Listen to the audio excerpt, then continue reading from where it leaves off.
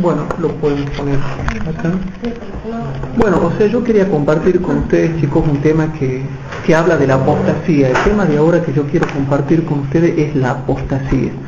¿Qué es la apostasía, hermanos? Apostasía, según la definición de algunos diccionarios, es cuando uno se aleja de la fe, de una doctrina o filosofía, ya sea de una religión o de la política. Por eso se dice comúnmente que uno ha apostatado de la religión o que ha apostatado de la política. O sea, apostasía es cuando yo me alejo de la fe que tengo en una doctrina o filosofía, ya sea de una religión o de la política. Básicamente hablando, no vamos a hacer todo una definición apologética de lo que es apostasía.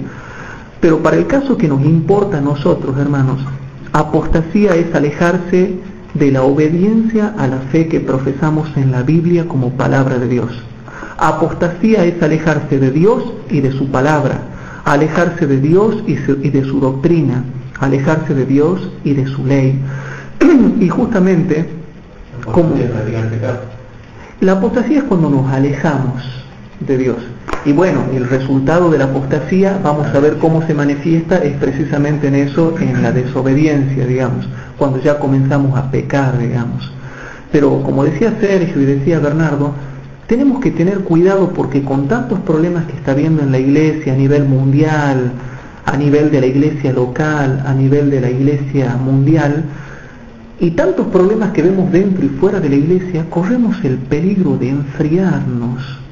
Incluso a mí me ha estado pasando que estaba haciendo, por ahí casi me estaba tentando a hacer un Dios de mi trabajo. Estaba tratando de hacer un Dios de mi trabajo. Ya con tal de querer desempeñarme bien, ya me levantaba re temprano, como a las 6 de la mañana, y me ponía solamente a leer los apuntes del trabajo. Y no estudiaba la Biblia, no oraba así nomás y leía una meditacioncita nada más. Y todo el resto del día estaba absorbido con el tema de mi trabajo. A mí me estaba pasando una cosa igual también con el tema del instituto. Claro. Yo me estaba levantando, o sea, pensaba primero en los apuntes que no recuerdo. Claro. Pero uno, ¿qué pasa? Uno cuando se comienza a apostatar y comienza a alejarse de Dios, comienza a darse cuenta de algo.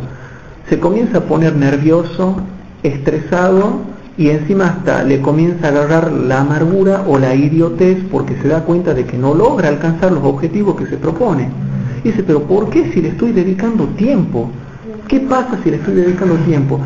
Y siempre llegamos a la conclusión, después de amar algo o de amarga reflexión, llegamos a la conclusión de que la palabra de Dios tenía razón cuando decía, busca primeramente el reino de Dios y su justicia, y las demás cosas os serán dadas por añadidura. Ahora, chicos, ¿saben que no entendemos eso? A pesar de que lo leemos 1000 veces, lo sabemos, pero no lo entendemos. Yo siempre digo, una cosa es saber y otra cosa es entender. Yo te sé una fórmula matemática, pero no la entiendo. Yo la sé de memoria, pero no la entiendo.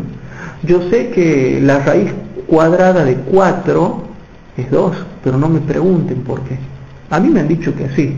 Yo de chiquito me han enseñado raíz cuadrada de 4 es 2, pero no me pregunten por qué. Raíz cuadrada de 16 es 4. No sé por qué a mí me han dicho eso y yo ya me lo memoricé así. Ahora hay todo un análisis donde se demuestra por qué el número 16, haciendo un cálculo, sacándole la raíz cuadrada, da como resultado 4. O sea, pero yo no entiendo, yo solamente sé. O sea, una cosa es saber y otra cosa es entender.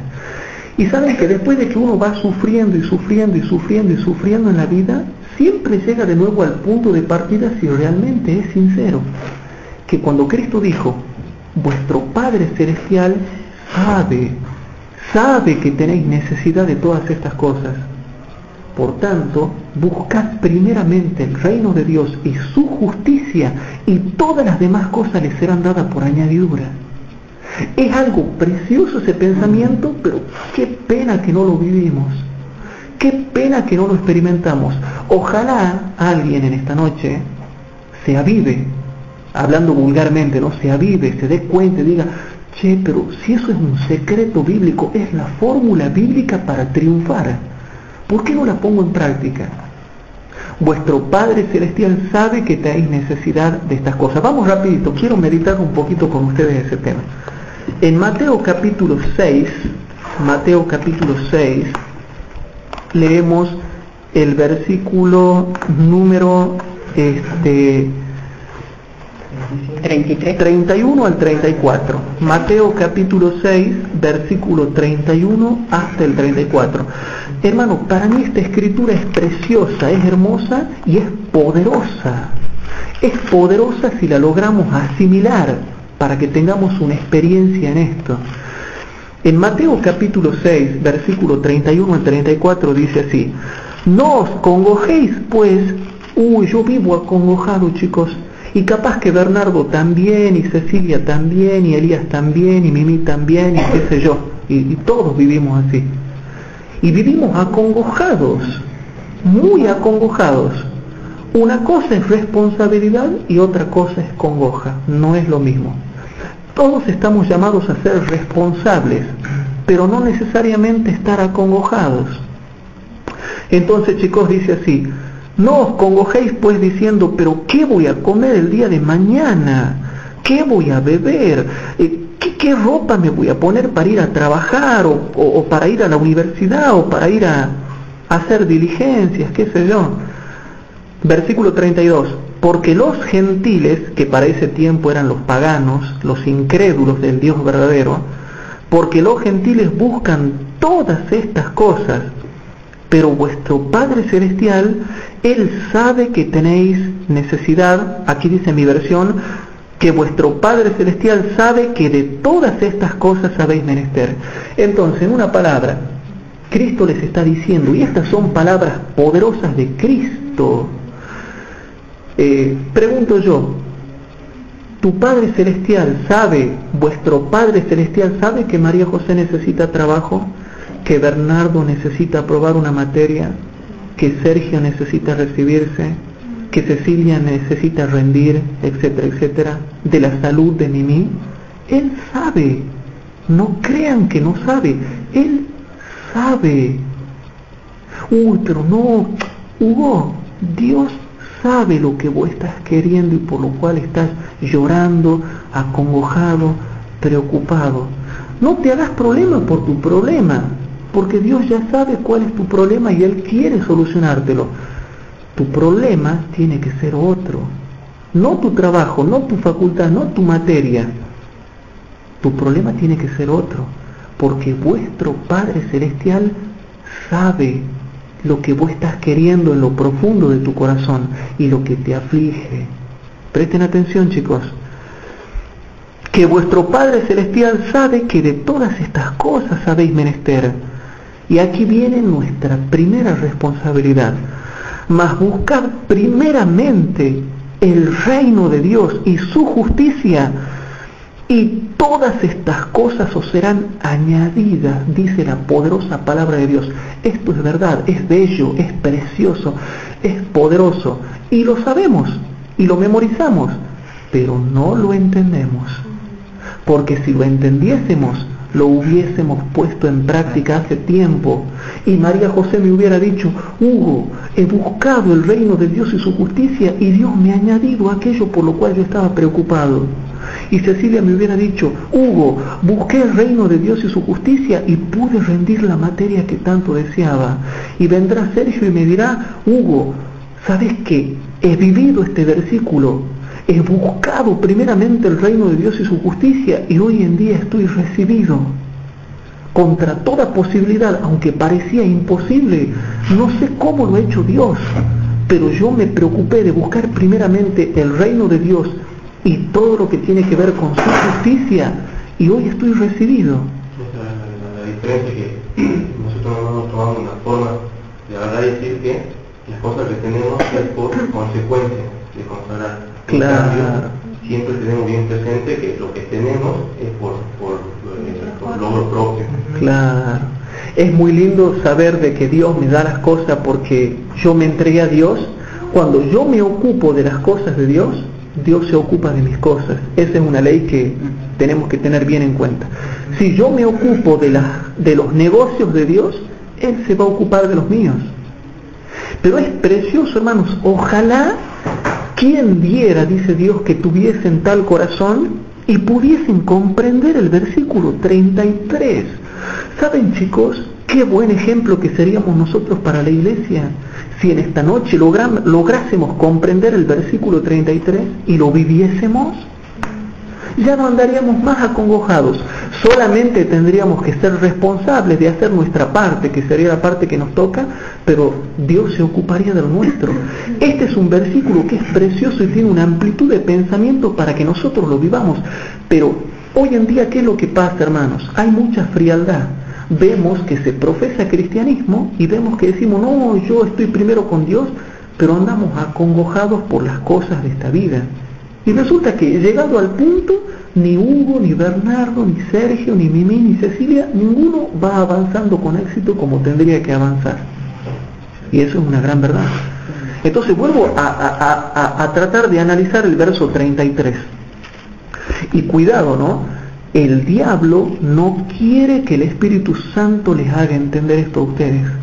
Porque el diablo sabe que si en esta noche ustedes logran comprender el secreto del versículo 33, están condenados al éxito. Van a estar condenados a tener éxito. Chicos, Jesús, a pesar de que fue varón de dolores, y lo maltrataron, y lo golpearon, y lo escupieron, ¿fracasó alguna vez en algo? Triunfó en todo. De la misma manera, si tú te consagras a Dios, así te escupan, te peguen, te odien los profesores, tu jefe de trabajo sea malo, vas a triunfar igual que Jesús. ¿Se entiende el pensamiento? O sea que en esta noche lo que está haciendo Dios es tratar de meterse en mi mente con su Espíritu Santo para que yo vea la óptica divina, no la óptica humana, hermanos. Yo tengo un pensamiento que no es el pensamiento de Dios. Entonces, si nosotros logramos comprender el versículo 33, vamos a comenzar a ser bendecidos y vamos a poder ser una bendición para los demás. Elías en su lugar de trabajo, Mimi en su lugar de acción, Bernardo en su lugar de acción, cada uno donde está. Pero el diablo dice, no, ojalá que no entiendan este versículo, ojalá que se sigan esforzando con el pretexto de que son moralistas y responsables y buenos cristianos y que sigan haciendo la suya y descuiden las cosas de Dios. ¿Qué dijo Cristo cuando era chiquito? Y eso que era chiquito y tenía 12 años. Hijo, ¿a dónde estabas? ¿Por qué no estabas con nosotros haciendo lo que nosotros queremos? Y le dijo Cristo, ¿qué no sabéis que en los negocios de mi Padre me es necesario estar? Y Él nos ha dejado ejemplo para que Bernardo diga, para que Elías diga, para que Cecilia diga, cuando los llamen a perder el tiempo, ellos digan, ¿qué no sabéis que en los negocios de mi Padre me es necesario estar? Lo primero que hay en mi vida son los negocios de mi Padre. Eso a veces yo lo comento con María José. Yo trato de darle lo mejor de mí a ella en cuanto a experiencia religiosa y en cuanto a conocimiento bíblico. Ustedes siempre tienen que decir así, ¿qué no sabéis que en los negocios de mi Padre me es necesario estar? Ocúpate de los negocios de tu Padre y Él se ocupará de los tuyos. Son muy pocos los casos que yo he visto, chicos, ¿no? Pero les voy a ser sincero. Yo debo haber visto en toda mi vida como 5 ejemplos consagrados de adventistas, pero súper consagrados y muy espirituales. Y es impresionante cómo Dios les edificó casa. Se han recibido, han trabajado y no me pregunten cómo, pero Dios le acomodó todas las situaciones para que ellos triunfen. Y yo me los acuerdo bien en mi memoria. Hoy en día están casados, felices, con hijos y recibidos, y otros no recibidos, pero poderosamente fieles. Y hay otros que no tienen título profesional, pero tienen casa, auto, familia, hijos, paz, felicidad, tranquilidad, y están bien. Y un buen trabajo. Y un buen trabajo. Un buen trabajo. Entonces, hermanos, estamos mal espiritualmente. Si estamos como buenos tibios, lo que Dios quiere es que a través de su Espíritu Santo comprendamos de que podemos vivir el versículo 33. ¿Qué dice el versículo 33? Mas buscad primeramente el reino de Dios y su justicia, y todas estas cosas os serán añadidas. Así que, en vista de que les doy tan preciosa noticia, dice Dios, Dice Jesús, no os congojéis por el día de mañana.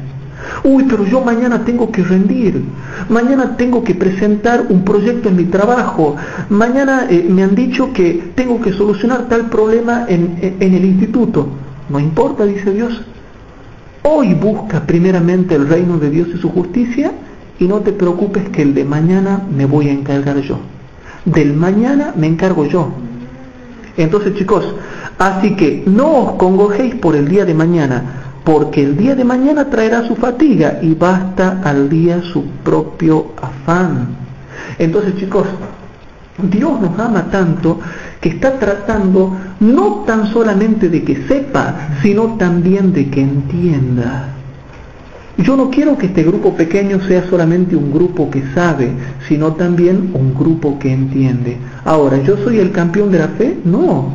Yo lloro, sufro, me pongo mal. ¿Saben cómo me cuesta andar a mí por el camino de la fe?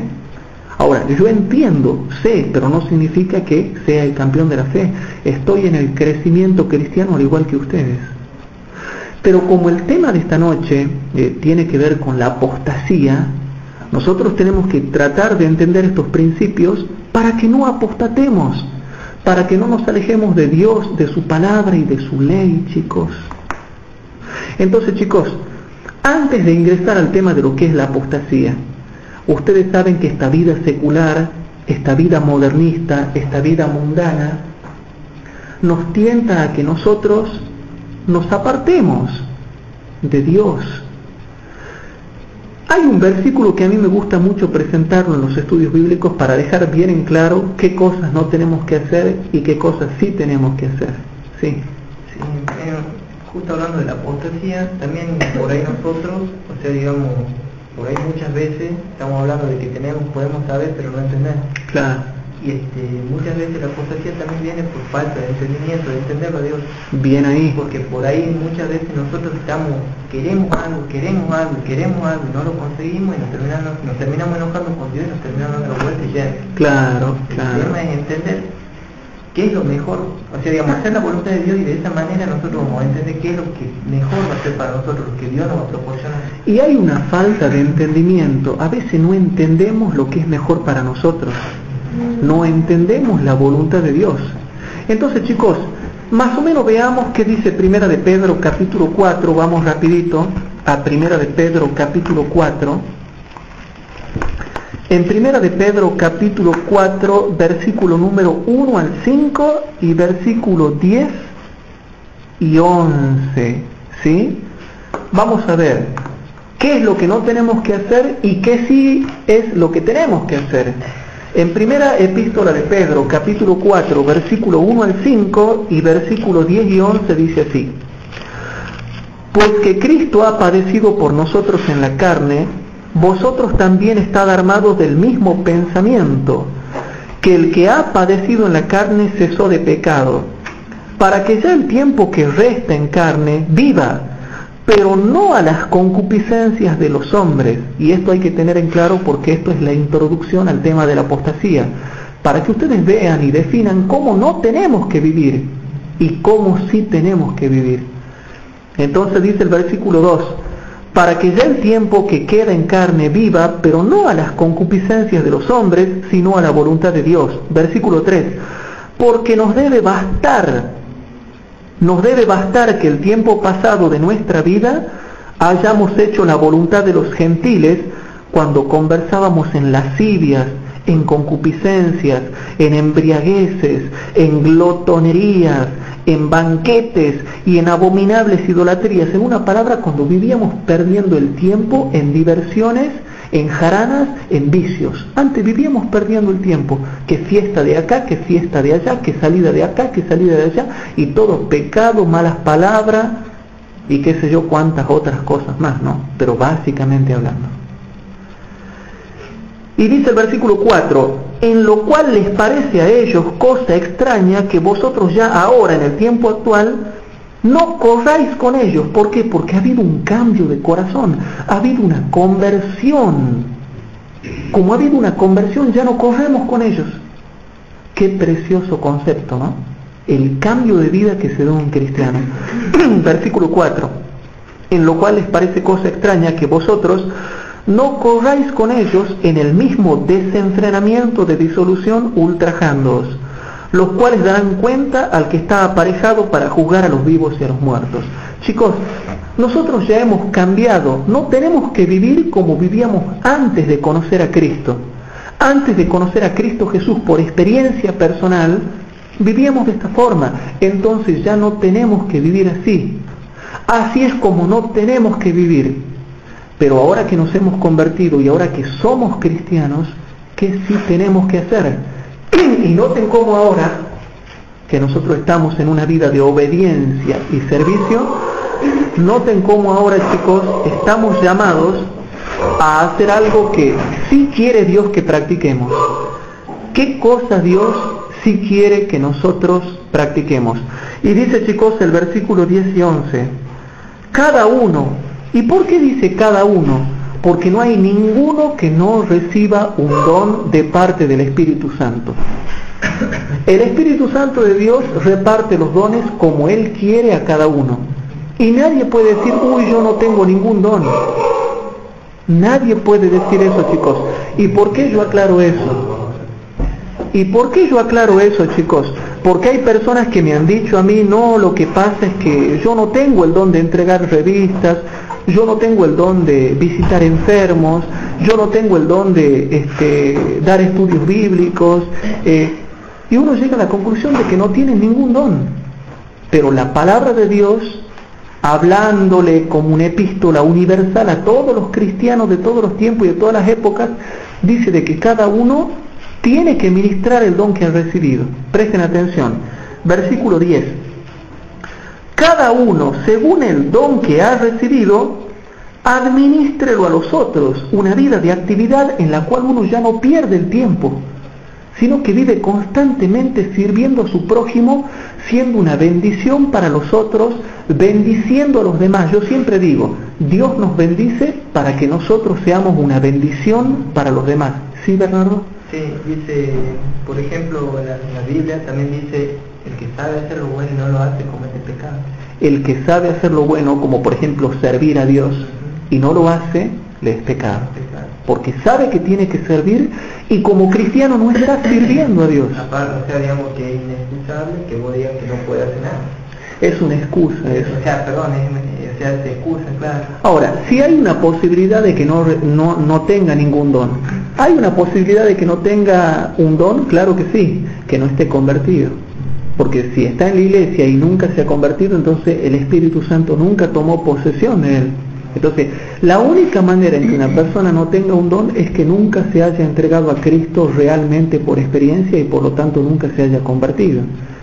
Y no vaya a ser que yo me encuentre en esa situación, no, cuidado.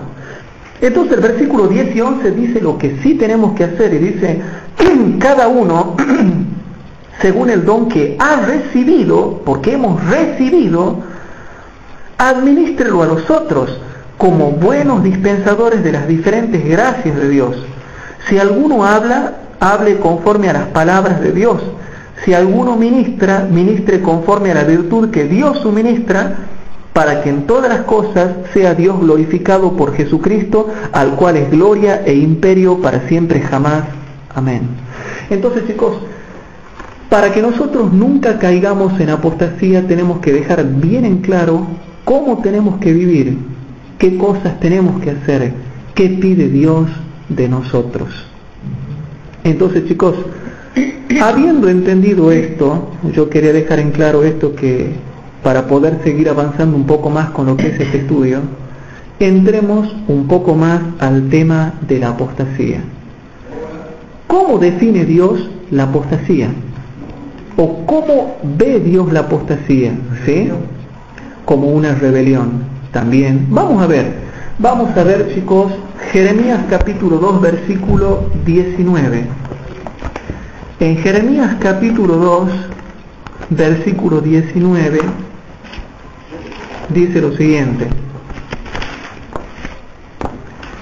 En Jeremías capítulo 2, versículo 19, dice lo siguiente. Presten atención. Aquí habla precisamente de cómo ve Dios la apostasía, qué óptica tiene Dios. cómo, qué perspectiva tiene Dios de la apostasía. Y dice en Jeremías 2:19, tu maldad te castigará y tu apartamiento te condenará. Otras versiones dicen tu apostasía. Rebeldía, dicen. Rebeldía. Algunos dicen rebeldía, otras versiones dicen apartamiento, como la mía que es la versión antigua, y otras dicen apostasía. Y en esa dice infidelidad. Infidelidad. Bueno, el original hebreo dice apartamiento, porque apostasía es apartarse de Dios, apartarse de su palabra, apartarse de su ley, apartarse de sus doctrinas. ¿Sí? Bueno.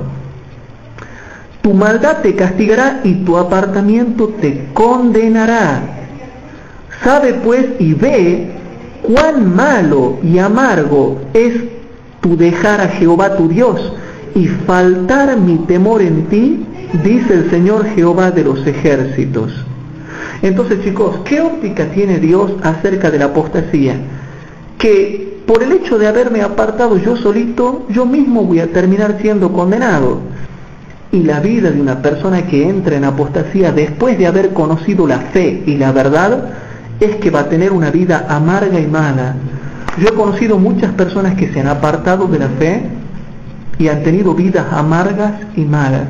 Ahora actualmente estamos conociendo de algunos miembros de iglesia que se están apartando de la fe, están apostatando, y pronto van a sentir, hermanos, el efecto malo y amargo de lo que es dejar a Jehová tu Dios. Fíjense qué interesante lo que dice el versículo 19. Sabe pues y ve, experimenta, fíjate, cuán malo y amargo es tu dejar a Jehová tu Dios y faltar mi temor en ti, dice el Señor Jehová de los ejércitos. Para Dios es malo apartarse de Él, de su palabra y de su ley. Para Dios lo ve como algo tan grave en lo cual nosotros mismos nos vamos a lastimar. Mucha gente que yo he visto que se ha apartado de Dios ha tenido una vida mala y amarga, le ha venido amargura, ha sido muy amargo el camino por el cual han transitado, porque comenzaron a tener una vida pecaminosa, una vida de transgresión a la ley, y no ha sido felicidad. Aquí ya este versículo, chicos, me está diciendo claramente que una vida apartada de Dios va a ser mala y amarga. Fíjate y ve, sabe pues y ve, sabe pues y observa. A ti te digo, hijo de Dios, cristiano, sabe y ve cuán malo y cuán amargo es haber dejado tú a Jehová tu Dios y que falte mi temor en ti. Hay mucha gente que cuando se aparta de Dios y se comienza a alejar de Dios, ¿qué sucede? ¿Qué sucede? Nos damos cuenta por una cosa importante, y es que comienza a faltar el temor de Dios en nosotros. Ustedes van a notar que cuando un hermano de iglesia se comienza a apartar de la fe, ya no tiene temor de Dios, ya se vuelve borracho, se va a los vicios, se va a la vida lujuriosa, se va a la vida del pecado, se vuelve al mundo, comienza a frecuentar lugares que un cristiano no tendría que frecuentar, comienza con las bebidas alcohólicas, con la práctica de la sexualidad, comienzan con el tema, como se dice acá en Tucumán, la tranza, comienzan con esas cosas raras y ya no hay temor de Dios. Pero después, ¿qué le va a decir después de un tiempo Dios a esas personas? Sabe pues y ve cuán malo y cuán amargo es el haber dejado tú a Jehová tu Dios y que falte mi temor en ti. Eso es lo que Dios le va a decir a un cristiano que después se aparta, hermanos, porque aquí hay una gran realidad que ustedes tienen que saber. Cuando uno se aparta de Dios, ya Dios no me puede proteger. Dios me va a proteger a mí y me va a bendecir y me va a iluminar si yo ando metiéndome en el terreno del vicio y la mundanalidad. No, hermanos. Cuidado, no quiero que nos vayamos al extremo, ¿no? No estoy hablando del extremismo de que no vamos a disfrutar de la vida, no, tenemos que disfrutar de las vidas y de las bendiciones de Dios. Yo soy enemigo del fanatismo, pero transitar por el camino del equilibrio, ¿sí? Y ya Dios está profetizando individualmente a un pueblo o a una persona que si se aparta de Dios y le comienza a faltar el temor de Dios, ya comienza a perder el temor de pecar contra Dios y el temor de ofenderlo, después Dios le va a decir, mira y ve lo que te ha pasado, mira y ve lo que te ha pasado, cuán malo y amargo es el haber dejado tú a Jehová tu Dios. Sí, Ceci. Pero, o sea, esa amargura viene como consecuencia, digamos, de un castigo de Dios, porque el castigo de Dios también es amor, o viene directamente como un ataque del enemigo. Porque si vamos al caso, los mundanos, a los que nunca han estado en la fe, viven de la misma forma, pero ¿por qué el cristiano se siente mal? Claro. Y ya no tiene, digamos, claro, pero ya no tiene temor de Dios. O sea, no sería un castigo de Dios. Claro, está bien. Todavía el castigo de Dios es amor. Está bien la pregunta tuya, Cecilia, está bien, pero es un poco complicada. Depende de la gravedad del alejamiento. Por ejemplo, en el caso de Manasés, y es un caso bíblico que tú lo puedes leer, él se apartó de Dios, pero fue una apostasía grave, y Dios lo castigó con un castigo directo y terminó en amargura. Y hay otras personas que se apartan de Dios, como algunas que yo conozco, y no son malos, pero ellos quieren tener su experiencia en el mundo. No cometen pecados graves, pero quieren tener su experiencia, no son malos. Entonces, van a tener amarguras, quizás por un tirón de orejas de Dios chiquito, o simplemente porque Dios le dice, mira, no te voy a castigar, simplemente voy a dejar que solito te golpees para que veas de que te está yendo mal. O sea, depende de la gravedad de la apostasía y de la gravedad del pecado que se cometa, que ahí ya nadie puede explicar eso porque ya depende de la persona. Pero a ver, tratemos de hacer una explicación. Si es un pecado grave, ya Dios interviene y te puede Él directamente mandar un castigo. Ahora, si es un pecado leve, a veces Dios te permite con amor que vos simplemente coseches la ley de siembra y cosecha, que vos coseches lo que has sembrado, que eso es otra cosa. Por eso, si es un castigo de Dios o es simplemente una ley de siembra y cosecha, va a depender de la gravedad del alejamiento y del pecado que comete esa persona. Y la otra pregunta que vos hacías, ¿por qué los mundanos parece que andan contentos o andan bien y el cristiano se siente mal? Bueno, es porque el mundano no tiene el Espíritu Santo, en cambio nosotros sí, y nos sentimos mal. Y el Espíritu Santo es como un mecanismo, comienza a obrar el Espíritu Santo en el mecanismo de mi psiquis, de mi conciencia, como una advertencia, como que se comienza a prender una luz en rojo para que no siga avanzando. Pero a ver, te lo voy a tratar de mostrar un poquito más con Biblia, porque la pregunta que ha hecho Cecilia tenemos que responderla sí o sí con Biblia. Una cosita, si no se me va la idea. ¿Cómo nosotros le respondemos a Cecilia ello que dice con el tema del mundano? Bueno, vamos rapidito y ya te doy la palabra. Vamos a Juan 14. Juan capítulo 14. Claro. Juan 14. En Juan 14, chicos, Juan 14. Primero vamos a leer, para contestar la pregunta de Cecilia, leemos Juan 14, versículo 15 al 17. En Juan capítulo 14, y noten que le está hablando primeramente a cristianos. Cecilia hizo una separación entre cristianos y mundanos. Bueno, primero hablemos de cristianos. En Juan capítulo 14, versículo 15 al 17 dice, si me amáis, guardad mis mandamientos, y yo rogaré al Padre, y os dará otro consolador para que esté con vosotros para siempre. Para que esté con vosotros para siempre. El Espíritu de verdad. ¿Saben lo grandioso que es tener el Espíritu Santo en nuestra mente, hermanos? Tenemos el Espíritu de verdad. Bueno, el Espíritu de verdad al cual el mundo no puede recibir porque no le ve ni le conoce. Ahí está contestada la pregunta de la Cecilia. ¿Por qué los mundanos no se sienten mal? Porque ellos no lo pueden recibir al Espíritu Santo y tampoco lo conocen. En cambio yo lo conozco por experiencia del Espíritu Santo. El Espíritu Santo me habla y me dice, no hagas esto, no hagas aquello, ve por aquí, ve por allá. Y yo tengo una relación con el Espíritu Santo porque Él me habla. Hermano, es impresionante lo que dice acá, vuelvo a leer. El Espíritu de verdad al cual el mundo, o sea los mundanos, no pueden recibir. ¿Por qué? ¿Por qué?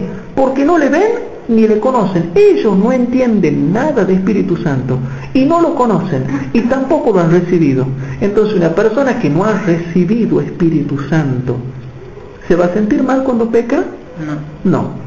aparte ya está muerto en pecados y delitos. Está muerto en delitos y pecados. Lo que sí no deja de lado que el Espíritu Santo está obrando en ellos. Cuidado, cuidado. Eso es lo que quería decir yo también, que por ahí el mundano también, digamos, tiene el conocimiento, o sea, de que lo que está mal. Claro, digamos, pero ¿por qué? Igual también de lo que se siente mal y no lo conoce. Claro, entonces, yo les hago una pregunta. En el mundano, ¿el Espíritu Santo obra desde adentro o desde afuera? De afuera. Desde afuera. Y en el cristiano, ¿el Espíritu Santo obra desde adentro o desde afuera? De adentro. Desde adentro. ¿Se entiende el tema? Pero está bien la pregunta que hace Cecilia y tenemos que fundamentarla, tenemos que saber responder eso. Y vuelvo a leer, hermanos. El Espíritu de verdad que tienen ustedes, y Cristo en profundidad habla para que nos queden claros cómo viene la mano con los mundanos. Y dice así: al cual el mundo, todo el mundo, los mundanos, no pueden recibir porque no le ven ni le conocen. Mas vosotros sí le conocéis, porque está con vosotros y será en vosotros. Y ahora salteamos al versículo 21 al 24. Y ahí también se contesta la pregunta que nos hizo Cecilia. Y dice así: el que tiene mis mandamientos y los guarda, aquel es el que me ama, y el que me ama será amado de mi Padre, y yo le amaré, y me manifestaré a él. Y dícele Judas, no el Iscariote: Señor, ¿por qué? ¿Qué hay? Y noten, nunca he explicado esto, ahora lo voy a explicar, ¿no? Dícele Judas, no el Iscariote: Señor, ¿qué hay porque te hayas de manifestar a nosotros y no al mundo? Cuando Judas le hace esta pregunta a Jesús, Judas había entendido bien lo que Cristo estaba diciendo en el versículo 17. Y vuelvo de nuevo al versículo 17. Al Espíritu de verdad, al cual el mundo no puede recibir porque no le ve ni le conoce, mas vosotros le conocéis porque está con vosotros y será en vosotros. Entonces, chicos, ¿qué pasa? Judas había entendido bien que Jesús estaba diciendo que solamente los cristianos iban a tener una experiencia espiritual con el Espíritu Santo de Dios y el mundo no. Por eso es que ahora Judas le pregunta en el versículo 22. Dice el versículo 22, dícele Judas, no el Iscariote: Señor, ¿qué hay porque te hayas de manifestar a nosotros que somos cristianos y seguidores tuyos y no al mundo? Y Cristo le contesta esta pregunta en el versículo 23. Respondió Jesús y díjole: lo que pasa es lo siguiente, Judas, le dice Cristo: el que me ama, mi palabra guardará, y mi Padre le amará, y vendremos a él y haremos morada con él. En cambio, el que no me ama, que son los del mundo, porque Cristo se está refiriendo en profundidad al amarlo de hecho y en verdad, no en palabra. Porque seamos sinceros, si yo le pregunto a un mundano si ama a Dios, ¿qué dice él? Que sí. Bueno, pero aquí está hablando de la experiencia profunda. En cambio, el que no me ama, que son los del mundo, no guardan mis palabras, y la palabra que habéis oído no es mía, sino del Padre que me envió.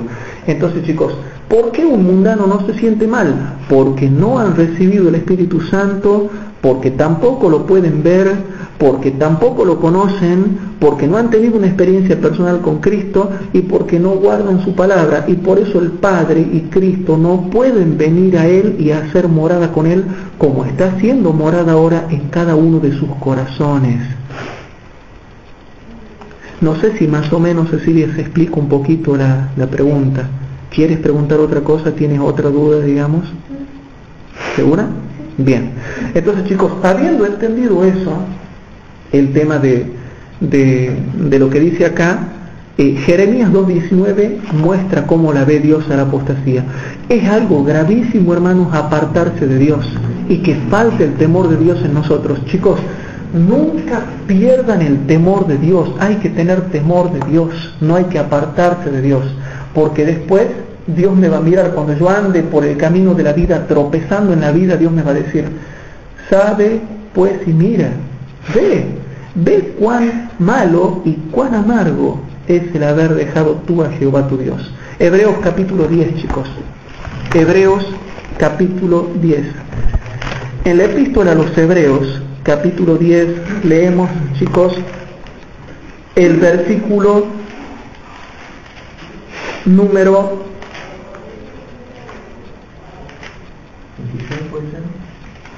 Hebreos capítulo 10, versículo número, ya les digo, 38 y 39. En Hebreos capítulo 10, versículo 38 y 39, disculpen, es así. En Hebreos capítulo 10, versículo 38 y 39, también nos muestra la óptica que tiene Dios acerca del apartarse de Él, el entrar en apostasía. Presten atención. Ahora el justo vivirá por fe, pero si se retirare, si se apartare, si retrocediere, no agradará mi alma. ¿Qué pasa cuando uno se comienza a apartar de Dios? ¿Lo agradamos a Dios? Dios no se complace en los tales. Por eso es que desde el punto de vista bíblico, chicos, es grave el tema de la apostasía. Ya el interior de Dios no se agrada en esa persona. Podemos saber con certeza de que Dios no se está agradando en esa persona, porque el justo vive por fe. Ahora el justo vivirá por fe, mas si se retirare, no agradará mi alma. Y dice el versículo 39, pero nosotros no somos tales que nos retiremos para perdición, sino fieles para ganancia del alma. ¿Van entendiendo un poquito, chicos, cómo lo ve Dios al tema de la apostasía? No es cosa de poca monta. Por eso cuando hay un cristiano que dice, no, pero yo quiero vivir mi vida, yo quiero probar lo que es el mundo, quiero probar lo que son los placeres del mundo y los vicios del mundo, ya podemos saber de que esa persona, después de haber conocido la verdad, no lo está agradando a Dios. Dice en Hebreos 10, 26 al 31, después que, o sea, si tenemos la verdad, que vienen de grave, la gravedad, digamos, de pecar, conociendo la verdad, ¿no? Y entregarse al pecado. Dice, si voluntariamente seguimos pecando después de haber recibido el conocimiento de la verdad, ya no quedan más sacrificios por los pecados, sino una horrenda espera del juicio y del furor del fuego que ha de devorar a los adversarios. El que rechaza la ley de Moisés por el testimonio de 2 o 3 testigos muere sin compasión. ¿Cuánto mayor castigo merecerá el que pisotea al Hijo de Dios, tiene por impura la sangre del pacto en la que fue santificado y afrenta al Espíritu de gracia?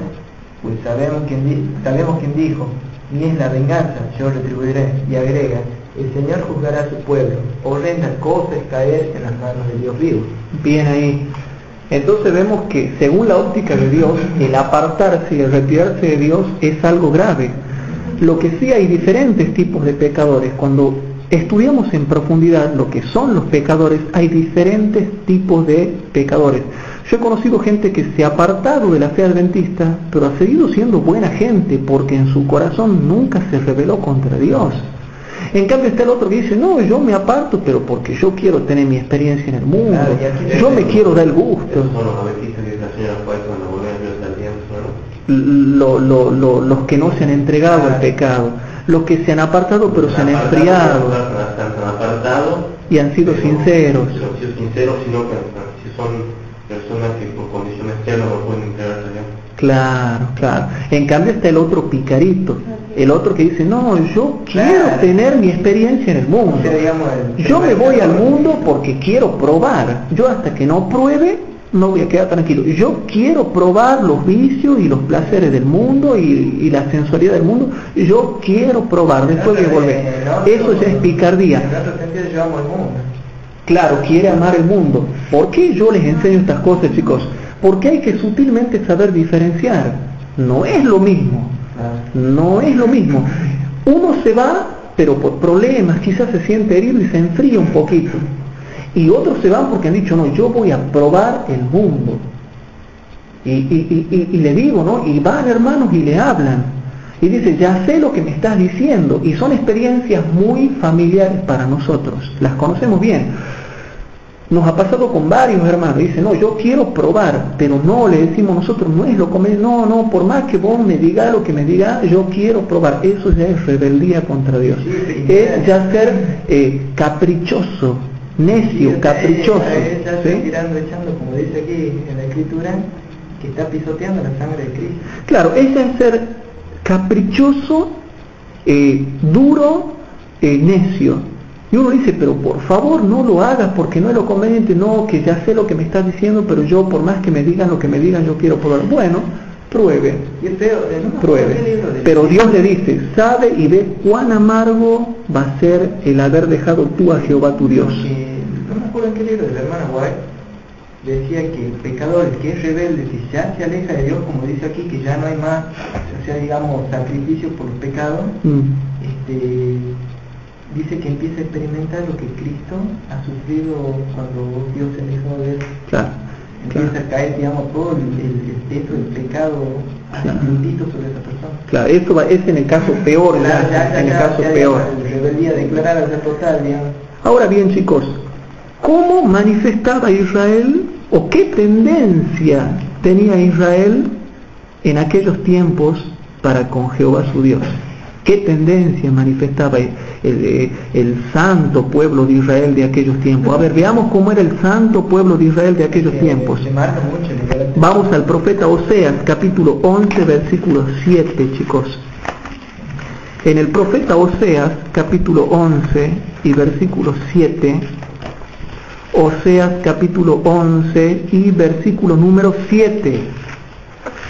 Vamos a ver qué se dice del pueblo de Israel y qué tendencia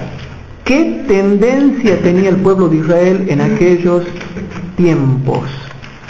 Entonces dice Oseas capítulo 11 versículo 7, rapidito buscamos y dice lo siguiente: entre tanto está mi pueblo adherido a la rebelión contra mí, aunque lo llaman al Altísimo, ninguno absolutamente quiere ensalzarle. ¿Cómo dice tu versión, María José? Dice, entre tanto, mi pueblo está adherido a la rebelión contra mí. Aunque me llaman el Altísimo, ninguno absolutamente me quiere enaltecer. Bueno, ¿cómo dice tu versión, Bernardo? Dice, entre tanto, está mi pueblo adherido a la rebelión contra mí. Aunque me llaman el Altísimo, ninguno absolutamente me quiere exaltar. Sí. Bueno. Entre tanto está mi pueblo adherido a la rebelión contra mí, y aunque lo llaman al Altísimo, ninguno absolutamente quiere ensalzarle. Era todo simplemente una religión formalista de boca, pero no de hechos y en verdad. Entonces, chicos, esta era la tendencia que tenía el pueblo de Israel en aquellos tiempos del Antiguo Testamento. Es como dice este pueblo de labio me honra, pero su corazón está lejos de mí. Pero su corazón está lejos de mí. Entonces, nosotros tenemos que tener cuidado de no tener esta tendencia, porque así vivían ellos y nosotros decimos, eso era para el antiguo pueblo de Israel, pero hoy en día somos muy consagrados o no tenemos los mismos pecados graves que tenían ellos. Pero no, esta tendencia también se cumple en la iglesia adventista cuando somos tibios. El cristiano tibio, hermanos, vive de esta forma, por eso es que tiene que tener cuidado. Esta era la tendencia que manifestaba el pueblo de Israel. ¿Y la leemos para qué? Para que nos quede claro que no tenemos que quedar encuadrados en este concepto bíblico. Ahora, chicos, ¿con qué se compara la apostasía? Vamos a ver Jeremías capítulo 3, versículo 20. Jeremías capítulo 3 y el versículo 20. Vamos a ver cómo lo compara Dios a la apostasía. Jeremías capítulo 3 y versículo 20 dice lo siguiente. Presten atención. Dice así: Mas como la esposa quiebra la fe de su compañero, así prevaricasteis contra mí, oh casa de Israel, dice Jehová. Así como una mujer le es infiel a su marido, así es de grave cuando nosotros individualmente o como pueblo nos apartamos de Dios. Entonces, chicos, vemos que para Dios es algo grave, vemos que para Dios es algo que no le gusta a Él que nosotros nos portemos de esa manera. Así como un marido se puede llegar a sentir muy mal, muy herido cuando ve la infidelidad de su esposa, así también Jehová cuando nos ve que nosotros nos volvemos adúlteros y nos hacemos amigos del mundo y comenzamos a portarnos ya totalmente como el mundo. Entonces ese concepto también lo vemos en el Nuevo Testamento, en la epístola de Santiago. Vamos a Santiago. En Santiago capítulo 4, chicos, Santiago capítulo 4 también aclara ya para la dispensación del Nuevo Testamento, en lo que sería la dispensación cristiana. Dice Santiago en el capítulo 4 y versículo número desde el 4 hasta el 10. Santiago capítulo 4, y noten que habla del adúltero porque comienza a dejarlo a Dios por el mundo.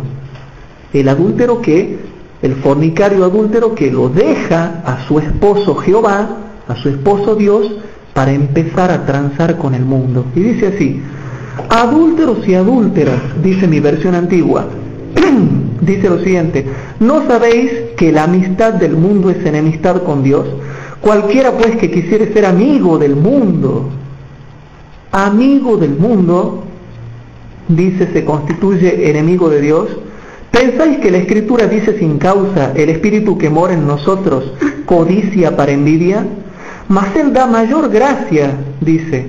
Por esto Dios resiste a los soberbios, que según el contexto son los amigos del mundo y los mundanos, y da gracia a los humildes. Someteos pues a Dios, resistid al diablo y de vosotros huirá. Allegaos a Dios y Él se allegará a vosotros. Pecadores, limpiad las manos, y vosotros los de doblado ánimo, purificad vuestros corazones. Versículo 9: afligíos y lamentad, llorad, vuestra risa se convierte en lloro y vuestro gozo en tristeza. Humillaos delante del Señor y Él os exaltará. En una palabra, no se vuelvan como el mundo. No seamos como se porta el mundo. No hablemos como habla el mundo. No tengamos la mentalidad que tiene el mundo. ¿Sí? Por eso el versículo 4 es grave y no entendemos el versículo 4. Adúlteros y adúlteras, ¿no sabéis que la amistad del mundo es enemistad con Dios? Cualquiera pues que quisiere ser amigo del mundo se constituye automáticamente en enemigo de Dios. Ahora, chicos, ¿cómo manifestaba Israel? Ya hemos visto la tendencia que tenía. Ahora, ¿cómo manifestaba Israel la apostasía? Ya hemos visto que tenía la tendencia a apostatar. Ahora, ¿cómo la manifestaba? Jeremías capítulo 8, versículos 5 y 6. Vamos viendo muchos textos. Jeremías capítulo 8, versículos 5 y 6 dice lo siguiente. En Jeremías capítulo 8, versículo número 5 y 6, vamos a ver cómo manifestaba Israel la apostasía para que nosotros no caigamos en el mismo comportamiento antiético que tenían ellos, en el mismo comportamiento inmoral que tenían ellos. Y dice lo siguiente: ¿cómo decís, nosotros somos sabios? No, perdón, estoy leyendo mal. ¿Por qué? Capítulo 8, versículos 5 y 6. Ahora sí. ¿Por qué? ¿Por qué es este pueblo de Jerusalén rebelde con rebeldía perpetua? Aquí, hermanos, si bien es cierto, está declarando la condición del pueblo de Judá en los tiempos de Jeremías, también está profetizando lo que iba a ser la condición universal o la mayor condición de la mayoría del pueblo de Israel a través de todas las épocas y edades. ¿Sí? Bueno, pero ese es otro tema. Y dice así: ¿por qué es este pueblo de Jerusalén rebelde con rebeldía perpetua? Abrazaron el engaño, no han querido volverse.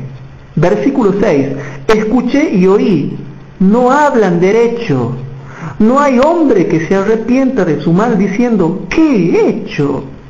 Cada cual se volvió a su carrera como caballo que arremete con ímpetu a la batalla. Hermano, ¿por qué estamos estudiando? Para que nosotros no seamos de esa forma tan fea que eran los israelitas en el tiempo de Jeremías, y del cual se da testimonio para que nosotros, leyendo esto, no caigamos en la misma experiencia mala que tuvieron ellos. Así manifestaban, hermanos, ellos esta apostasía. ¿Cómo más manifestaban la apostasía, hermanos? Había muchas cosas que ellos hacían, cómo menospreciaban las leyes de Dios, cómo se portaban de mal, hermanos. haciendo todas estas cosas. Sigamos viendo, ¿qué otra cosa hacían ellos que muestra que estaban en apostasía? A ver, por lo menos una característica específica que muestre en qué más o menos radicaba la apostasía. Vamos a ver Malaquías capítulo 3, ya volvemos para ahí. Malaquías capítulo 3. En Malaquías, chicos, capítulo 3, versículo 7. Malaquías capítulo 3 y versículo 7. Vamos a ver una de las tantas características que nosotros podemos empezar a discernir en que se manifiesta la apostasía de Dios. Y dice el versículo 7, desde los días de vuestros padres, noten chicos, desde los días de vuestros padres os habéis apartado de mis leyes. Hermano, yo puedo ir a la iglesia, pero estoy apartado de los mandamientos. Yo puedo dar estudios bíblicos, pero estoy apartado de los mandamientos, no los guardo. Puedo ir a visitar enfermos, pero no guardo los mandamientos. Puedo limpiar los baños de la iglesia, pero estoy apartado de los mandamientos. Puedo limpiar los pisos de la iglesia, pero estoy apartado de los mandamientos. Puedo ir a entregar folletos, pero estoy apartado de los mandamientos. Sí. No, digo que se puede llorar también por ahí y ser víctima y estar apartado de los mandamientos. Por ahí también nos podemos emocionar con algunos sermones y pasa el tiempo y seguimos apartados de los mandamientos. Pero aquí lo que me llama la atención, hermano, es que la principal característica de estar apartados de Dios es dejar los mandamientos. Pero ¿cómo puede ser si el hermano va con un traje muy lindo a la iglesia y va bien peinadito y con los zapatos lustrados y cae en un lindo auto y da estudios bíblicos y se sienta en la plataforma y hace la primera o la última oración y dirige? Hermanos, sí, todas esas cosas se pueden hacer porque eso es servicio. Una cosa es el servicio y otra cosa es la obediencia a la ley de Dios. Hay mucha gente que sirve pero no obedece. Dios pide las dos cosas. Entonces el versículo 7 del capítulo 3 de Malaquías dice: desde los días de vuestros padres os habéis apartado de mis leyes y no las guardasteis. Tornaos a mí y yo me tornaré a vosotros, ha dicho Jehová de los ejércitos. Mas dijisteis, ¿en qué nos hemos de tornar? Bueno, el primer punto de la apostasía es cuando desobedezco. Y el segundo punto de la apostasía también puede ser ya en un lugar secundario, el servicio. ¿Sí? Aquí en Jeremías 9, versículos 13 y 14 dice algo parecido. ¿Cómo dice? Dice, el Señor respondió, porque dejaron mi ley que puse ante ellos y no obedecieron mi voz, ni caminaron conforme a ella, antes siguieron la imaginación de su corazón y los baales que les enseñaron sus padres. Exactamente, y ahí vuelve a recalcar el concepto que yo les decía de dejar la ley. Chicos, no tenemos que dejar la ley de Dios, no se aparten de los mandamientos de Dios, no se aparten de su estudio, de su práctica, no se los olviden de su memoria, ¿sí? Que por la gracia de Jesús podamos guardar los mandamientos de Él. Chicos, el primer punto de la apostasía, ¿cómo puedo saber yo si estoy apostatando? Porque me estoy alejando de la práctica de los mandamientos de Dios. Esa es la primera característica de la apostasía. Desde los días de vuestros padres os habéis apartado de mis leyes y no las guardasteis. Tornaos a mí y yo me tornaré a vosotros, ha dicho Jehová de los ejércitos. Mas dijisteis, ¿en qué hemos de tornar? Entonces, y ahora Dios va a aclarar en el versículo 8 y 9 qué otro punto nosotros nos podemos dar cuenta en que nos estamos apartando de Dios y estamos apostatando. Versículo 8. ¿Robará el hombre a Dios? Pues vosotros me habéis robado. Y dijisteis, ¿en qué te hemos robado? Y Dios les contesta y les dice, en los diezmos y las primicias, que es algo que no se le presta atención, ¿no? En los diezmos y las primicias. Y de paso quiero aclararles algo, ¿no? Tengan cuidado cuando por ahí hablen con disidentes de la iglesia. Hay gente que ataca a la iglesia. Por ejemplo, a mí me tocó debatir una vez por internet. Yo no tenía nada que ver. Y estaba el hermano Adrián Artaza. y estaba debatiendo con un laico, creo que era un laico o era un hermano disidente, pero era hace mucho, es que ustedes crean, no lo dan a la iglesia, se lo gastan ellos, lo administran ellos y los grupos, algunos grupos disidentes también, ¿sí? Bueno, no confundan lo que es grupo independiente con grupo disidente, no es lo mismo. Hay grupos independientes que aman a la iglesia y la defienden, nada más que tienen su ministerio independiente. Y están los grupos disidentes que ya, por más que se llaman independientes, no son independientes, son disidentes, la atacan a la iglesia. De paso aprovecho para explicarles algo. Una vez me tocó debatir por internet y atacaba muy bien, y él me decía que no, dice, no hay que dar el diezmo porque si vos te pones a ver, el libro de Malaquías fue escrito a los sacerdotes del antiguo Israel, no es para nosotros. Y aparte eso era para el servicio del templo, y hoy en día ya no tenemos templo. Entonces, ¿por qué nosotros damos el diezmo y la primicia si eso era para el servicio del sistema levítico? Y como eso ya fue abolido, ¿sí?, nosotros ya no tenemos que dar el diezmo y la ofrenda, y menos a la iglesia adventista. Entonces yo le respondo y le digo, si vos lees bien el libro del profeta Malaquías, le está hablando a los sacerdotes y a la nación toda. Y aparte, si yo digo de que esto se aplicaba solamente al pueblo de Israel, entonces el versículo 7 también, y el versículo 7 no me habla ni del sistema levítico, ni de los diezmos, ni de la ofrenda, sino de sus decretos, sus mandamientos y sus leyes, que eran la mayoría morales y que explicaban cada uno de los 10 mandamientos. Entonces, si el versículo 8 y 9 era para los sacerdotes de aquel tiempo, entonces el 7 también. Pero habla de la nación toda. Ustedes lean bien todo el libro de Malaquías y van a ver de que todo el libro se refiere a los sacerdotes, a los miembros individuales, a los laicos, a todo el pueblo, a la nación toda. Y bueno, así en la parábola del fariseo y el publicano, él dice, yo hago esto, devuelvo el diezmo. Claro. Y está en el Nuevo Testamento de que él devolvió el diezmo. Claro, y él devolvía el diezmo, claro. Cuando él dice todo lo que él hacía. Nada más que ellos dicen, bueno, hasta ahí estaba devolviendo el diezmo porque Jesús todavía no había muerto en la cruz y el sistema levítico estaba en vigencia. Claro. Pero una vez que muere Cristo, ya no hay ningún sistema levítico en la tierra, dicen ellos. Pero lo que ellos no entienden, hermanos, es que la ley sacrificial nada más. No, también la ley del diezmo y la ofrenda, porque era para sostener el sacrificio del templo. Sí. Está todo abolido por un lado. Ajá.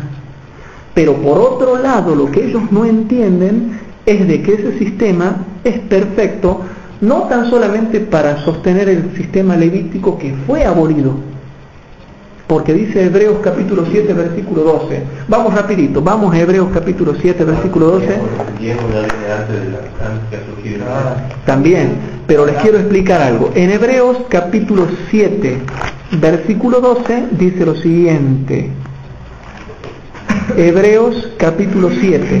No hablen nada si primeramente no están seguros de lo que van a decir, pero yo quiero leerles Hebreos capítulo 7 versículo 12. Dice así: pues mudado el sacerdocio levítico, que tenía que ver con los diezmos y la ofrenda y el servicio del tabernáculo, ya ha sido mudado eso, hermanos. Por un lado está abolido todo lo que es el sistema levítico porque ya fue mudado, ¿sí?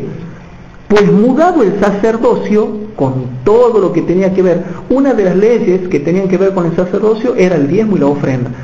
¿Ha sido mudado la ley de los diezmos y ofrenda, hermanos? ¿Y por qué aquí dice que sí? Aquí dice que sí. Aquí dice que ha sido mudado, porque es verdad, hermano, por un lado ha sido abolido y mudado.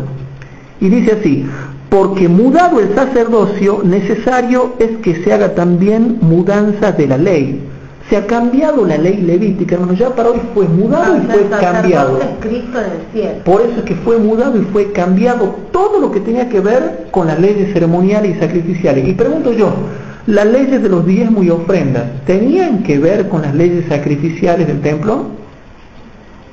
Y sí, eso tenía que ver, porque cuando yo llevaba las ofrendas, también tenía que llevar el diezmo al templo, y las ofrendas se les presentaba con los sacrificios. y eran diezmos, había diferentes tipos de diezmos, pero no lo vamos a ver ahora.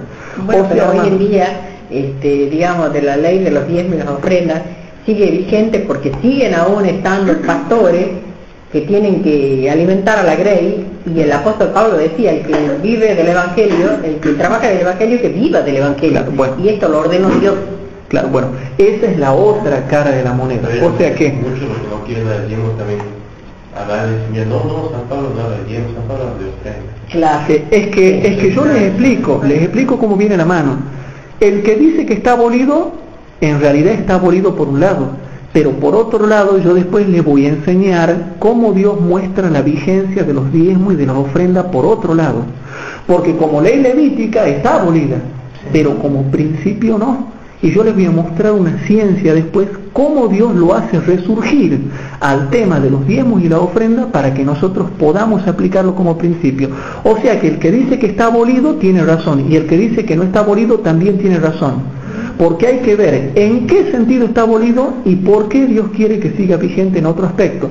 Porque viene una lógica, si bien es cierto el sistema levítico de sacerdotes ya no está vigente, pero el sistema de ministros pastores está vigente y hay que mantenerlo. Y yo les hago una pregunta, chicos, con ofrenditas y con las ofrenditas que damos nosotros, ¿podrían vivir los pastores? No.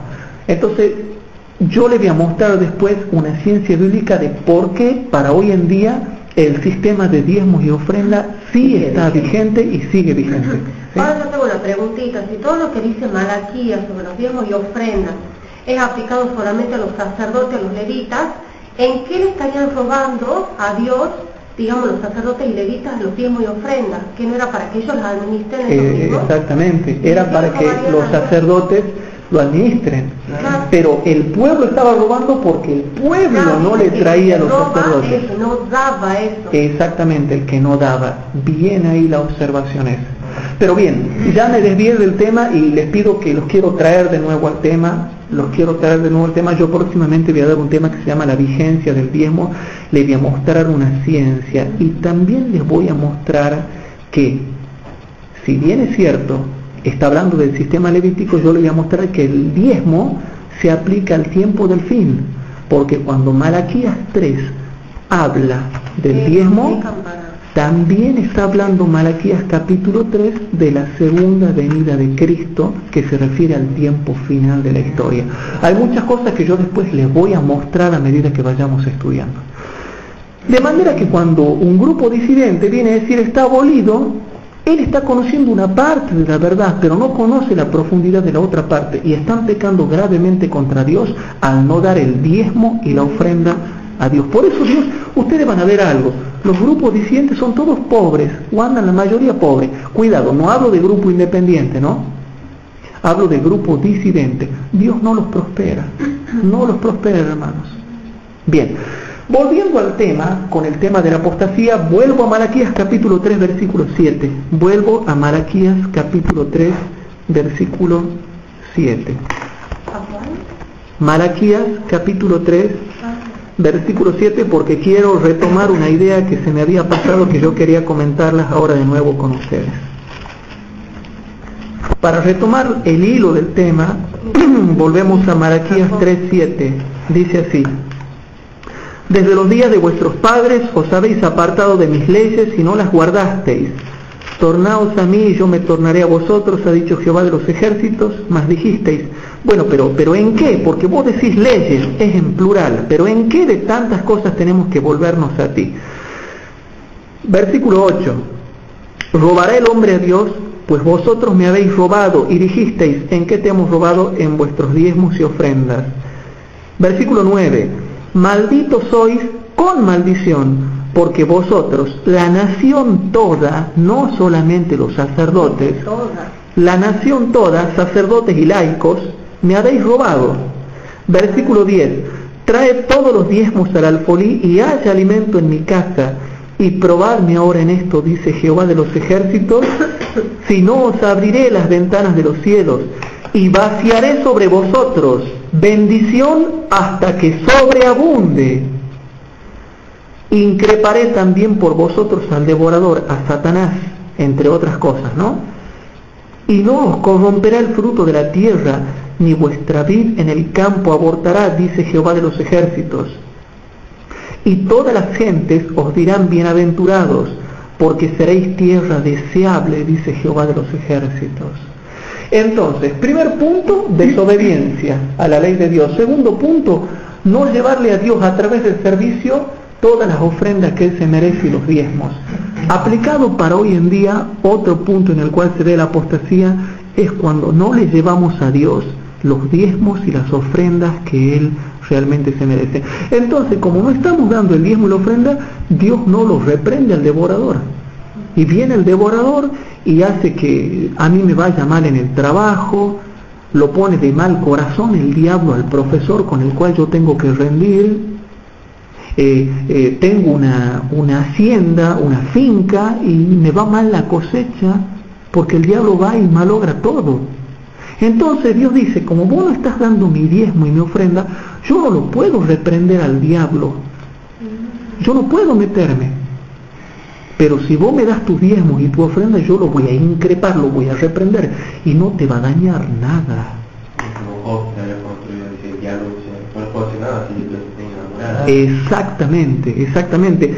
Entonces dice, chicos, el versículo número 11, increparé también por vosotros al devorador y no os corromperá el fruto de la tierra, todo tipo de plaga, ni vuestra vida en el campo abortará, dice Jehová de los ejércitos. Entonces, otra forma, chicos, como se manifiesta la apostasía es cuando no le rendimos a Dios el servicio que Él se merece a través de toda práctica religiosa, incluyendo el diezmo y las ofrendas para sostener el ministerio adventista, el ministerio cristiano por excelencia, ¿sí? Muchas iglesias tienen en claro esto, el tema del diezmo y la ofrenda, ¿no? Hasta la iglesia católica, las iglesias protestantes, ¿saben cómo sacan Malaquías 3? No, hay que dar el diezmo y la ofrenda. Bien, chicos, esto pasa y así es el tema con la apostasía. Cuiden de que el temor de Dios no falte en ustedes. No se olviden de las leyes de Dios. Ahora, chicos, teniendo en cuenta este tema, ¿qué tenemos que hacer nosotros para que no caigamos en apostasía? ¿Qué hay que hacer? ¿Cómo tenemos que estar? ¿En qué estado espiritual hay que estar? Vamos al libro de Marcos, capítulo 14. Marcos, capítulo 14. Vamos viendo muchos textos.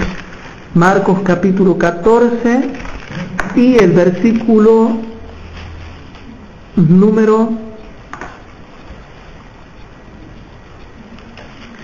Leemos, chicos, Marcos, capítulo 14, versículo 38. En Marcos capítulo 14, versículo 38, se me da, hermanos, la solución para que yo nunca vaya a caer sutilmente en el descuido y termine en apostasía. Marcos capítulo 14, versículo 38 dice, velad y orad para que no entréis en tentación. El espíritu a la verdad está presto, pero la carne está enferma, débil o enferma. Mi versión antigua dice enferma, debilitada. Velad y orad para que no entréis en tentación. El espíritu a la verdad está presto, mas la carne enferma. ¿Qué es lo que le ha pasado a muchos cristianos que yo he visto a lo largo de toda mi vida? Dejan de velar, dejan de orar y entran en la tentación. Y cuando ya entran, quedan seducidos por cualquier tipo de tentación y ya no pueden volver atrás. Porque descuidaron su vida espiritual, fueron negligentes a sus prácticas devocionales y entran. Y una vez que entras en la tentación, si el tema es que no entres, porque una vez que entras, la carne te tira, hermanos. En todos los aspectos tira la carne, en el sexo, en los malos sentimientos, en los malos pensamientos, en la violencia, en la envidia, la carne tira, hermanos. Entonces aquí se da la solución para que ustedes nunca entren y nunca vayan a caer en apostasía. Hay mucha gente que ya ha caído en apostasía porque primero entró en tentación. Pues el Señor Juan dice, el pasaje de profetas que salvan son los que huyen de la tentación. Chicos, aquí está el secreto. Velad y orad para que no entréis en tentación. El espíritu, la verdad, está presto, mas la carne enferma. Ahora, chicos, ¿bajo qué condiciones Dios le promete perdón a aquel que ha sido apóstata, porque hay condiciones. Vamos a ver, Isaías capítulo 55. En Isaías, vamos al profeta Isaías capítulo 55. En Isaías capítulo 55, y vamos a leer el versículo número 7. ¿Bajo qué condiciones Dios le promete, chicos, el perdón a una persona que ha apostatado? En este caso, el pueblo de Dios que se había apartado y que Isaías lo pone como ejemplo para que nosotros lo veamos. Dice el versículo 7: deje el impío su camino y el hombre inicuo sus pensamientos. O sea que podemos pecar hasta en pensamiento. Dios no me dice tan solamente que deje las obras malas, sino hasta los pensamientos malos. Chicos, cuidado con lo que pensamos. No seamos mal pensados. Cuesta un poco tratar este tema, pero no seamos mal pensados. Deje el impío su camino y el hombre inicuo sus pensamientos, y vuélvase a Jehová, el cual tendrá de él misericordia, y al Dios nuestro, el cual será amplio en perdonar. Dios va a tener misericordia del apóstata y va a ser amplio en perdonar si el impío, el hombre que ha sido muy impío, deja sus malas obras y deja sus malos pensamientos. Y tener el ejemplo de Manasés también, que él se humilló ante Dios y, digamos, dejó la mala obra porque él mismo comenzó a restituir todo. Y en el caso de Manasés podemos ver de que Dios no rechazó a un hijo sincero que estuvo dispuesto a volverse a Dios. El caso de Manasés, chicos, es un caso grave, podríamos decir, para un pecador que se aparta de Dios y que comete pecados tan abominables como, por ejemplo, pecados mortales. Y aún así, cometiendo pecados mortales, Dios lo perdonó.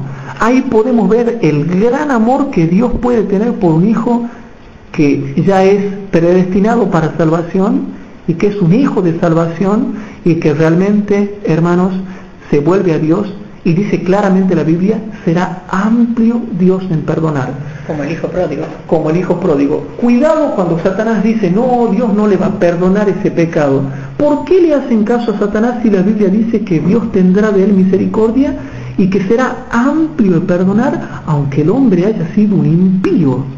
Y haya sido un impío en obras y haya sido un impío en pensamientos. Cuidado con eso, ¿eh? Ahora bien, la segunda pregunta que hago yo es la siguiente. Por eso el señor Juárez dice que muchas veces nosotros pecamos, Satanás nos llena la cabeza, nos abruma, Claro. el pensamiento ya no podemos ir a Cristo. Claro. Dice ella, cuando nosotros tengamos eso, nos pase eso, que nosotros le respondamos a Satanás y le digamos, soy pecador y eso me da derecho a ir a Cristo. Me da derecho a ir a Cristo. Y nosotros le decimos al diablo, Satanás, en el nombre de Jesús te digo, Jehová será amplio en perdonar y tendrá de mí misericordia. Isaías 55:7. Punto, se terminó. Ahora, la segunda pregunta que yo hago es la siguiente, chicos. ¿Por qué? ¿Por qué el malo debe dejar su mal camino? ¿Por qué? Isaías 55:8. Ahí está. ¿Por qué el malo, por ejemplo, debe dejar sus malos pensamientos o sus pensamientos inicuos? ¿Por qué, chicos? ¿Por qué el malo tiene que dejar todos esos pensamientos perversos, depravados, malos que está teniendo y acariciando en su mente? ¿Por qué? Y bueno, el versículo 8 dice, tienen que dejarlo porque mis pensamientos, que son puros, santos y elevados, no son vuestros pensamientos. No son como vuestros pensamientos, ni mis caminos como los caminos de ustedes, dijo Jehová. ¿Por qué entonces tenemos que ponernos en armonía con Dios? Porque los pensamientos perversos que puede tener el apóstata no son como los pensamientos puros que tiene Dios. Ni los caminos perversos del impío no son como los caminos santos de Dios. Entonces, chicos, aprendamos en esta noche que tenemos que huir de la tentación, no caer en apostasía, no alejarnos de Cristo y de la comunión que nosotros debiéramos tener con Él. Ahora, ¿por qué? ¿Por qué se está profetizando? ¿Sabían ustedes que la Biblia, hermanos, profetiza de que muchos de nosotros vamos a correr el peligro de alejarnos de Dios? Vamos a ver Mateo 24:12. Mateo capítulo 24, versículo 12. En Mateo capítulo 24 y versículo 12 dice lo siguiente. Que estaba por hacer antes. ¿Cuál es el peligro que tenemos nosotros en el futuro? ¿Cuál es el peligro que tenemos nosotros en el futuro? Dice así, chicos, concentrémonos en esto. Y dice así, Mateo 24:12 dice así: y por haberse multiplicado la maldad, la caridad de muchos se resfriará. Versículo 13, mas el que persevere hasta el fin, este será salvo. Aquí está diciendo, chicos, con respecto a nosotros los cristianos, que por haberse multiplicado la maldad, y cuando hablamos de maldad, tiene que ver con el pecado que nos rodea y nos asedia, que nos termina seduciendo para que lo terminemos practicando. Hay tanta maldad. ¿A qué nos está refiriendo, hermanos? A la maldad del odio y de la violencia solamente, no, cuidado. Aquí se está refiriendo a la maldad de la sensualidad, de la sexualidad, de la fornicación, del adulterio, de los que andan presumiendo, de la degeneración, de los pecados de la carne, de los vicios de la vida cosmopolitan, de la vida fashion, todo eso que es maldad, porque lleva la maldad. Por culpa de esa maldad que nos rodea, está profetizando algo que ustedes tienen que saber. El amor que muchos cristianos hoy en día tienen se va a terminar enfriando o resfriando. Sí, aparte que tener un concepto claro, digamos, algo bien claro, que digamos que prevarica, ya sea poquitito o sea mucho, si no se arrepiente, se va a perder. Se va a perder. Entonces, chicos, según la profecía de Mateo 24, 12 y 13, tenemos que perseverar. Perseveremos, chicos. Por favor, yo les pido que perseveremos. No se aparten de Cristo, no se aparten de su ley, no se aparten de su palabra. Es grave lo que se está profetizando. Va a haber tanta maldad que nos rodea que nos vamos a enfriar.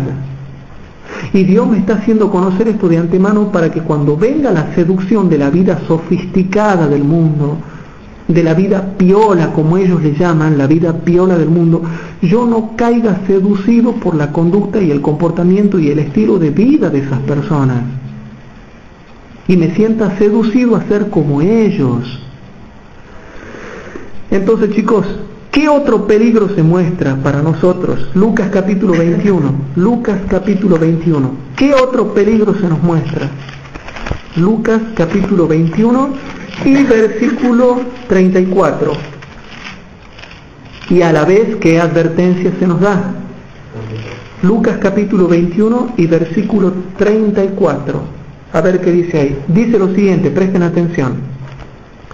Mirad por vosotros mismos. Y hermano, aquí está el gran peligro que todos los días cotidianamente nosotros tenemos que enfrentar. Y es la lucha nuestra de cada día. Presten atención. Mirad por vosotros mismos que vuestras mentes o corazones no sean cargados de glotonería y embriaguez y de los cuidados de esta vida, y venga de repente sobre vosotros aquel día. ¿Sí? Muchas veces nuestro corazón está cargado de preocupaciones, de vicios, de embriagueces, de glotonería y sobre todo de las preocupaciones de esta vida. Uy, pero mañana tengo que hacer esto y aquello, y estoy tan acongojado y preocupado que no me puedo concentrar en tener comunión con Dios. E incluso cuando trato de tener mi tiempo devocional con Dios, ni me concentro porque estoy pensando en lo otro. Ahí se van a dar cuenta que psicológicamente estamos acongojados. ¿Cómo puedo reconocer que realmente yo estoy acongojado? Cuando no me concentro en las cosas de Dios por más que las haga. Hay gente que viene a orar y estudiar la Biblia, pero lo mismo no se concentra.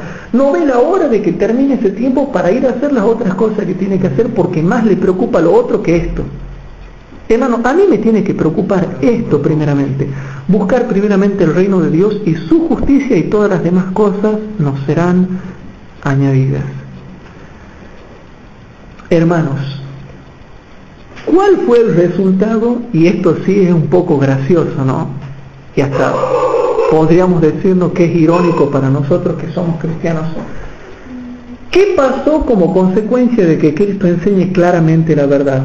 Porque en el tiempo de Cristo, Cristo enseñaba una verdad, ¿no?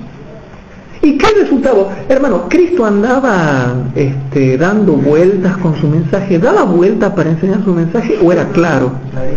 Cristo era muy claro, pero ¿qué consecuencia traía el hecho de que Cristo enseñe claramente la verdad? Vamos a ver, Juan capítulo 6, versículo 66. En Juan capítulo 6, y vamos viendo muchos textos, Juan capítulo 6 y versículo 66 dice lo siguiente: desde esto, muchos de sus discípulos volvieron atrás y ya no andaban con él. Desde que Jesús predicaba rectamente la verdad y les dejaba bien en claro cuál es el camino que ellos tenían que seguir, que era un camino angosto, desde esto, muchos de sus discípulos volvieron atrás y ya no andaban con él. Hermanos, que no nos vaya a pasar a nosotros que Cristo, por enseñarnos claramente las cosas, porque yo siempre digo, hermanos, para Dios las cosas son claras. Y cuando Dios nos presenta un mensaje claro a través de su palabra o a través de algún predicador fiel a Dios, ya no queremos andar con Jesús porque dice, uy, mirá, es muy claro lo que está diciendo, no es fanático, ya no andemos con él. Entonces, chicos, que nunca nos vaya a pasar a nosotros estas cosas que yo les estoy mostrando acá. Y por último, ¿qué remedio se nos da para que nosotros no caigamos en apostasía? ¿Cuál sería el remedio, hermanos? Vamos a Lucas capítulo 21 y van a ver este versículo, tiene que ver específicamente con los tiempos terribles que estamos viviendo ahora nosotros en el tiempo del fin. Ustedes saben lo que ha pasado con el 11 de septiembre, la caída de las Torres Gemelas, los tsunamis que ha habido en diferentes partes, terremotos, guerras. Ya son noticias mundiales, hermanos. ¿Qué versículo era? Y ya son noticias mundiales, les repito, son noticias mundiales que tienen que llevarnos a nosotros a que tengamos temor de las cosas que están sobreviniendo a la tierra. Y el versículo que yo les había dicho está en Lucas capítulo 21, versículo número 36. Hermanos, esta advertencia nos da Dios, pero esto es profundo, hermanos, ¿no? Vamos a tratar de explicarlo un poco. En Lucas 21, 36 nos da la solución para que nunca caigamos en apostasía, que es similar a Marcos 14, 38, pero aquí lo profundiza un poco más. Y dice lo siguiente: velad pues orando en todo tiempo, hermanos, que seáis tenidos por dignos de evitar todas estas cosas que han de venir y de estar en pie delante del Hijo del Hombre. Hay hermanos que al leer esto van a adquirir inteligencia, entendimiento y van a decir, yo quiero pasar incólume por todas las cosas que pronto han de sobrevenir a la tierra. Quiero pasar incólume, quiero vencer. Entonces, hermanos, si los problemas chiquitos que estamos teniendo hoy en día no los pasamos, es porque no entendemos Lucas 21:36. Porque si lo entendiésemos, estaríamos orando firmemente y fielmente en todo tiempo de que esos peligros que nos quieren destruir, que son muchos y que cada uno pasa cada día, y cuánto más van a ser después cuando finalice el tiempo de gracia para el mundo, son problemas que nos van a querer dañar. Desde ya oren para que sean tenidos por dignos de escapar y de evitar estas cosas terribles que han de venir sobre la tierra y que no seamos dañados por ellas, y de esperarlo a Cristo fielmente y estando seguros cuando Él aparezca en las nubes del cielo para venir a llevarnos a nosotros. Hermanos queridos, yo quería presentarles este estudio para dejarles una reflexión a ustedes. ¿Por qué? Para que no caigamos en apostasía y ayudemos a nuestros hermanos que ustedes noten y disciernan que están yendo por ese camino terriblemente peligroso que es el apartarse de Dios. Ayudemos a nuestros hermanos, pero antes de ayudar a los demás, como dice el versículo 36, oremos por nosotros primero. Para que nosotros, hermanos, y noten lo que dice el 34, mirad por vosotros mismos. Yo no puedo mirar por los demás si primeramente no me preocupo de mi propia vida espiritual. si descuido mi propia vida devocional. Y oren constantemente para que sean protegidos de todos los peligros que hay ahora, chicos. Y Dios los tiene que proteger porque Él lo está prometiendo. Y nos tiene que proteger, ¿saben para qué? Para que terminemos de realizar la obra global que hay que realizar en todo el planeta, hermanos. Que Dios nos ayude a nunca caer en apostasía y a poder ayudar a los otros hermanos que también están corriendo ese peligro. ¿Hay alguna preguntita que quieran hacer? Bien, lo dejamos ahí.